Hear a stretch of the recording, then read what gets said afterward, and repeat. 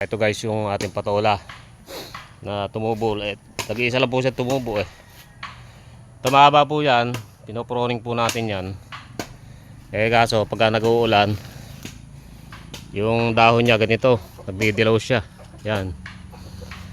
Ayan po, marami na po tayong pinanggalingan ng pinitasan natin yan. Yung ano niya, fruit. Dami yan bunga. Dami na tayo nakakuha. Isang ano lang isang puno. Ayan. Kaya yung pinakapuno niya. Ayan. Mahaba po yung ating patola na yan.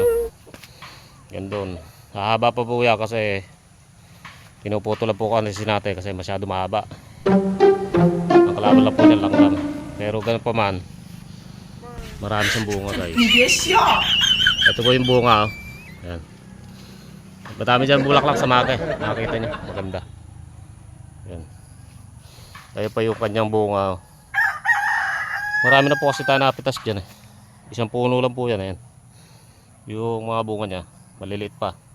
Pero may malaki na rito.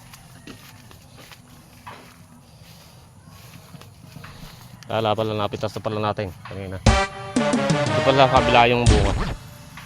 Yung malaki. Ayan o. Dito sa kabila yung malaki masarap po itong ano. Minsan sinasawag po namin sa miswa. Ayan o. Marami po itong namumunga guys. Ayan. May isang ganyan-kanyang okay na. Sarap yung sawag sa ano, miswa.